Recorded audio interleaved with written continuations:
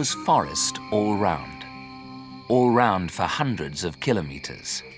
And there were no roads in the forest. There were only tracks. 2 tents stood in a clearing. 2 men were standing near the tents. The younger man, Manuel, was making coffee on a small stove. He looked up at the sky. "It's going to rain today," he said. "I know," replied Leon. "And the rain will turn the ground into mud. Then we'll never get back to base." 4 men were working in the forest. They were looking for iron and other metals. Leon was the boss, and he was angry. It was early morning. Leon and Manuel were ready to leave, but Joe and Pedro were out in the forest. "They left in the truck 2 days ago," said Leon. "They're very late." Joe was always making trouble. He was younger than Leon, and he was clever. He wanted to be boss. Manuel poured the coffee into mugs, and the 2 men drank it slowly. Suddenly, they heard the sound of a truck. "They're back," said Manuel. The truck came up the rough track. It stopped near the tents. Joe jumped out. He was a big man with red hair. He was smiling. His smile made Leon more angry. "You're late," said Leon. "Where have you been?" "Hunting," replied Joe, and he held up his rifle. "Hunting?" Leon shouted angrily. "That's not your job. We haven't time for hunting." "We were away for 2 days," replied Joe. "We're not very late." "I'm the boss here," Leon shouted. Joe looked at Leon angrily. He was not smiling now. "We're late, very late," said Leon. "The rain will start soon, and then there will be mud everywhere. We must leave now." Manuel took down the tents, and Joe and Pedro put the boxes into the truck. "Hurry!" shouted Leon. "It's 10 o'clock. Let's go!"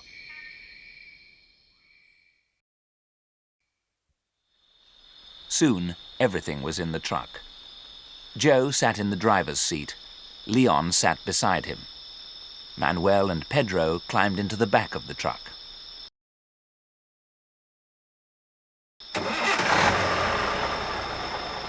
Joe started the engine, and the journey began. They drove easily for the first 20 kilometers. Then they came to a stream. "There was no water here last week," Pedro shouted to Manuel. "Look at the water now!" The stream was full of water. Joe slowed down and drove the truck carefully through the rushing water. They crossed the stream, and Joe drove faster. The rain was now falling heavily. The track was very muddy, and the truck began to slide. "Watch out!" shouted Leon. But it was too late. The truck stopped. The wheels were still turning, but the truck was not moving. The wheels were turning round and round in the mud. Leon got out, and Pedro and Manuel jumped down. Joe sat in the driver's seat. Leon looked at the wheels in the mud. Then he looked up at Joe. "It's your fault," he said angrily. "You were driving too fast." "Pedro, you cut branches from those trees," ordered Leon. "And you, Manuel, throw the branches under the wheels." Pedro got a large knife out of the truck, and Manuel helped him. Leon turned to Joe. "You, come and help us." Joe did not move. "I'm driving the truck," he said. "That's my job." "I'm boss here," shouted Leon. "Come and help us." Joe did not say anything. He did not get out of the truck. Leon looked at him angrily. Then Leon walked away. Manuel and Pedro threw branches under the wheels. "Okay, that's enough," said Leon. "Let's go."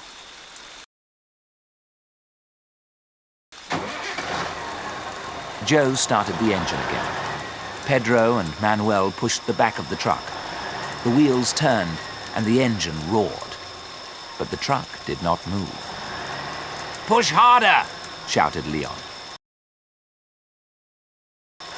Suddenly, the truck moved forward. It was out of the mud. Pedro and Manuel shouted happily. At that moment, a large branch flew up from under a wheel. It hit Leon's arm. He stepped back and fell in the mud. "Stop the truck!" shouted Manuel. "Leon's hurt!" "My arm. Let me see. It hurts. It's broken.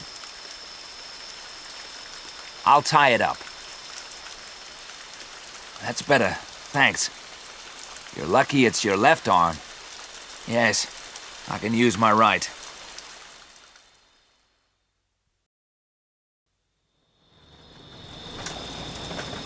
At midday, it was still raining heavily. The track was covered with mud. Joe drove slowly, and the truck did not stop again. They climbed up a steep hill. On the other side, the track went down to a river. It was the biggest river in the forest. This was the last river between the men and their base. An old wooden bridge crossed over the river. They drove down towards the bridge. "Look!" Leon shouted to Joe. "Something's wrong! It's the bridge! It's broken!" Joe did not stop the truck. He drove down slowly to the bank of the river. He drove to the edge of the broken bridge. Then he stopped. They all got out of the truck. They stood in silence. Nobody spoke. They looked at the broken bridge and at the rushing water. Pedro spoke first. "There is no way across the river now. How can we get back to base?" "We must get help," said Leon. "Pedro, you climb back up the hill. Take the radio with you and call base. Perhaps they'll hear you and send help." Manuel lifted the radio out of the truck and fixed it to Pedro's back. Joe stopped them. "It won't work," he said. "Why not?" asked Leon. "It isn't a strong radio," replied Joe. "We're too far away from the base. No one will hear us from this side of the river. We must cross the river by ourselves." "We can't," said Leon. "We must get help." "We can't get help from here," said Joe. "We must cross the river first. Then we can get help." "But how do we get across?" asked Leon. "It's too dangerous. Look at the water."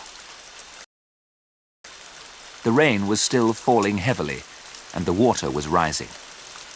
"I have a plan," said Joe. Leon looked at Joe and smiled. "You're clever, Joe," Leon said. "You always have plans, but they never work." "Let's listen to Joe's plan," said Manuel. "We can use the boat," said Joe. Leon laughed. "Don't be stupid. The boat's too small for 4 people. And look at the rushing water. It will carry the boat away." "But we've got a rope," said Joe. "We can tie the rope to the boat. With luck, the water will carry the boat to the other side." "We can try it," said Pedro. "It won't work," said Leon. "It will work," said Joe. "Look, I'll show you." We tie a rope to this end of the bridge. Then we tie the rope to the boat and carry it up the river. 2 of us get into the boat and push it into the river.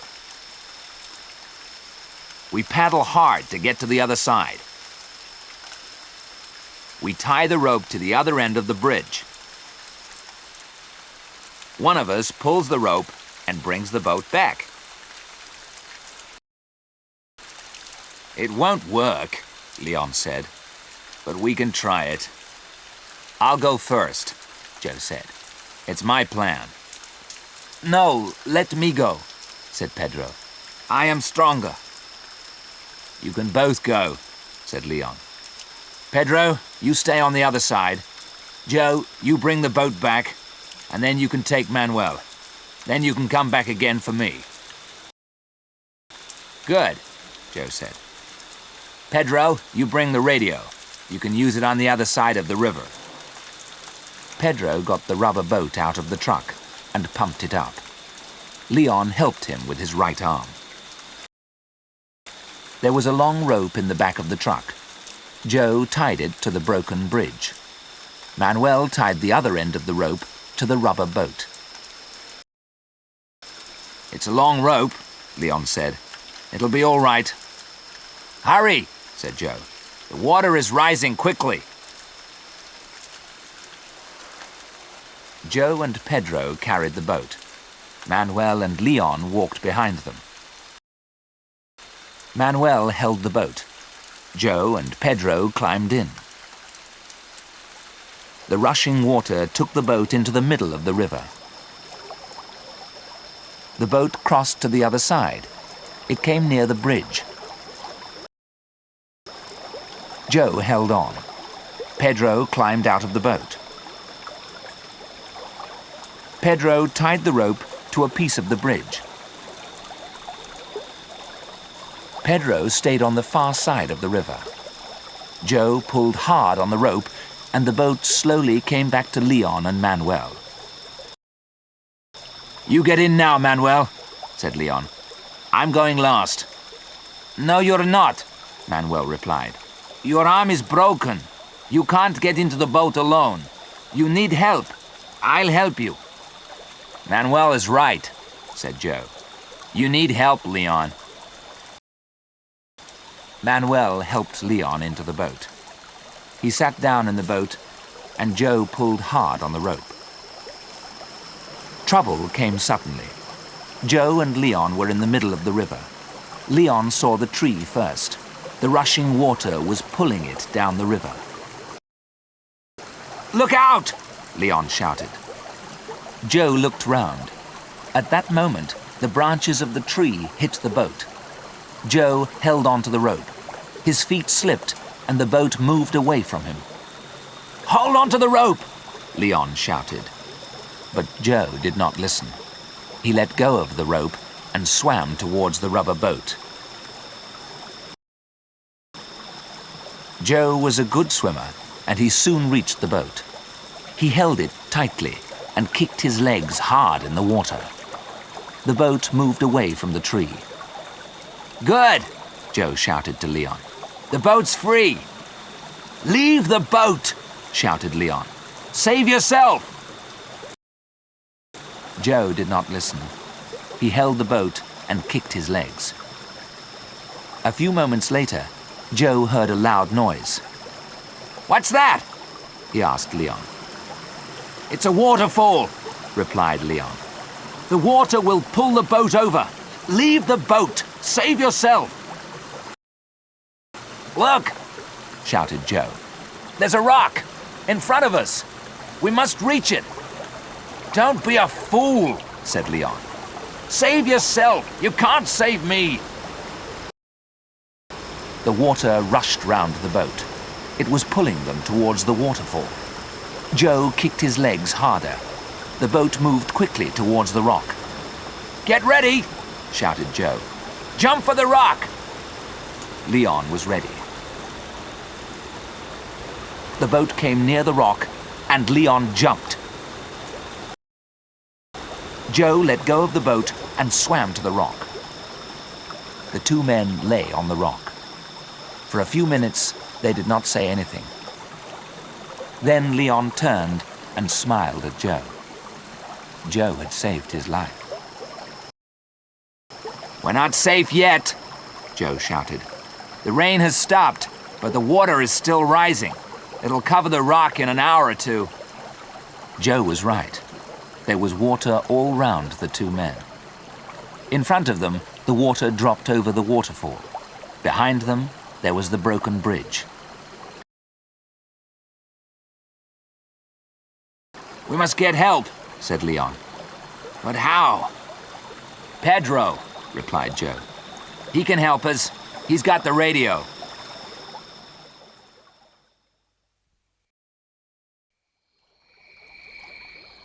Pedro was waiting on the far side of the river. He watched Joe and Leon. They climbed onto the rock. They were safe. They won't be safe for long, thought Pedro. I must call base and get help. Pedro climbed up the hill behind him. He walked quickly for half an hour. At the top of the hill, he climbed onto a high rock. He took the radio off his back and pulled out the aerial. Pedro spoke into the radio. PX-75 calling base. PX-75 calling base. He waited and listened. PX-75 calling base. PX-75 calling base. There was no reply. PX-75 calling base. PX-75 calling base.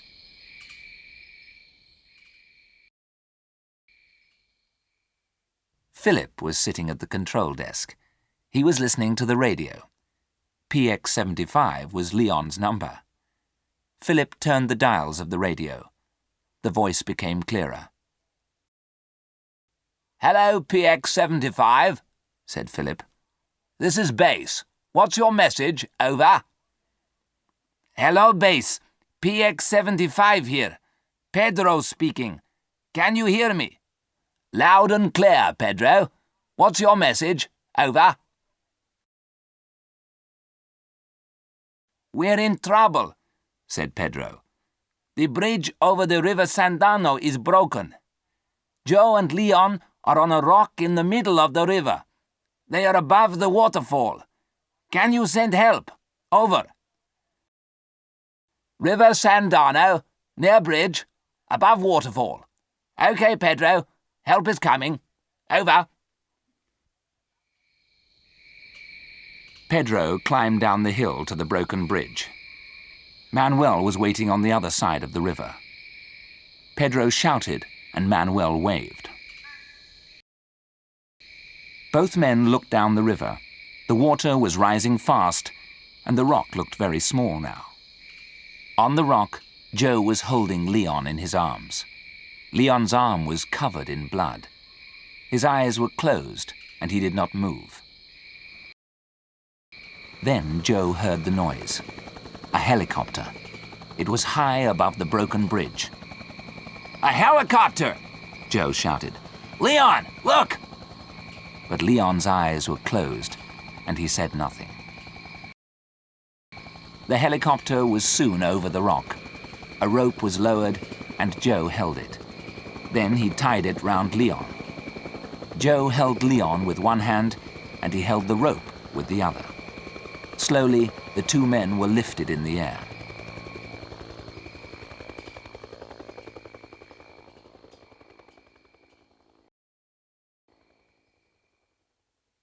Leon woke up slowly. He was still half asleep. Where am I? He asked. Then he remembered the rock and the helicopter, and Joe. Joe! He shouted out. Where's Joe? Don't worry, said a voice. I'm not dead yet. Leon opened his eyes fully and saw Joe. Joe was smiling. Pedro and Manuel were standing next to him. The four men were in a hut at base. Leon was lying in bed and his arm was in plaster. You'll feel better in a few days, Leon, said Joe. I feel better now, said Leon, but I need a drink. Water? asked Manuel. No, not water, replied Leon. I don't want to see water again, not for a long time. And they all laughed.